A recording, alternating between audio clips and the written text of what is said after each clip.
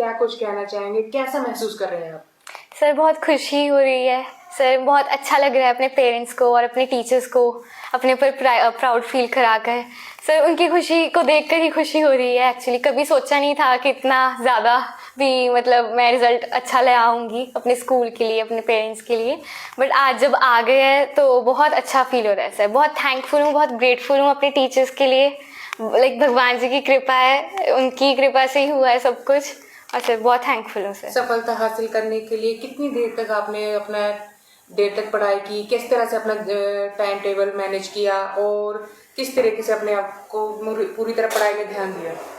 Sir देखिए, 1 साल की मेहनत भी नहीं है मैं कहूँगी। काफ़ी सालों से एक आदत होती है कि हाँ सेल्फ स्टडी करने की, अपने आप से पढ़ने की एक आदत थी मुझे हमेशा से। और जैसे अभी तक तो मैं 10-10 घंटे पढ़ रही थी, बट बोर्ड एग्ज़ाम्स के टाइम में मैं 20-20 घंटे भी पढ़ी हूँ। तो ऐसे मैंने अच्छे से कर लिया था। एंड मेरे टीचर्स का सपोर्ट था, उनसे डाउट्स पूछ लेती थी, जिस मर्जी टाइम पूछूं उन्होंने हमेशा आंसर दिया है, चाहे मैं रात को मैसेज करूं, कॉल करूं, बस यही सब था सर। पढ़ाई का काफ़ी स्ट्रेस होता है और काफ़ी मतलब वो एक तरह से आपको स्ट्रेस फील होता होगा, तो उसको मैं किस तरह से अपना मैनेज करते थे? क्या क्या हॉबीज रखी आपने?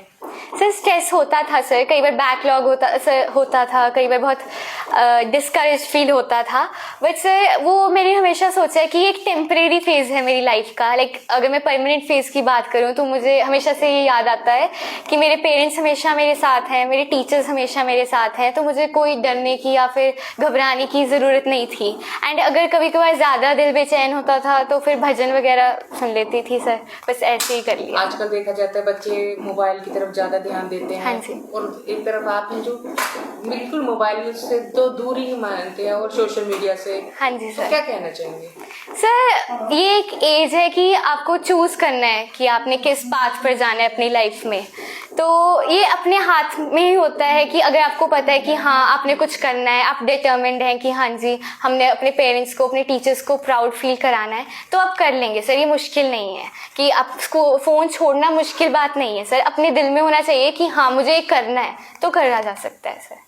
अपनी सफलता का श्रेय किसको देना चाहेंगे सर? वैसे किस तरह से सपोर्ट रहा मम्मी पापा का, टीचर्स का, उसके बाद?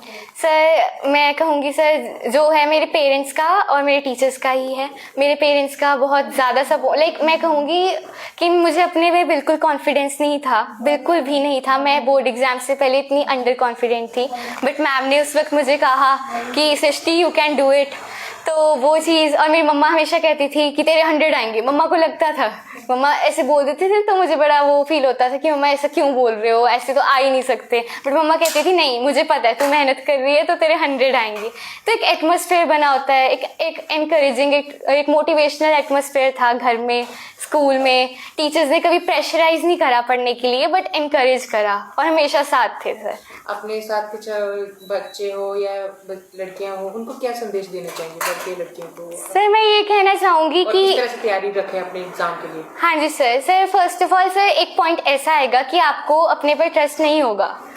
ऐसा हो ही नहीं सकता कि बोर्ड एग्जाम से पहले आप कॉन्फिडेंट हों। बट उस टाइम पर आप अपने टीचर्स पे ट्रस्ट रखिए कि उन्होंने आपको अच्छा पढ़ाया। आप अपने पेरेंट्स पे ट्रस्ट रखिए, एंड उससे भी ज़्यादा आप भगवान जी पे ट्रस्ट रखिए। वो आपकी मेहनत कभी बेकार नहीं होने देंगे, तो सर आराम से हो जाएगा। अब आगे क्या क्या लक्ष्य है, क्या बनना चाहते हैं?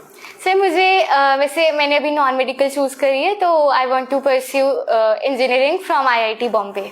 उसके बाद से रुकना नहीं है, इंजीनियरिंग हो जाएगी तो I want to learn more. I would like to write books, I would like to crack UPSC also. तो सर जो भी होगा, जो भी कर पाऊँगी, सीख पाऊँगी, वो सब करना चाहूँगी सर।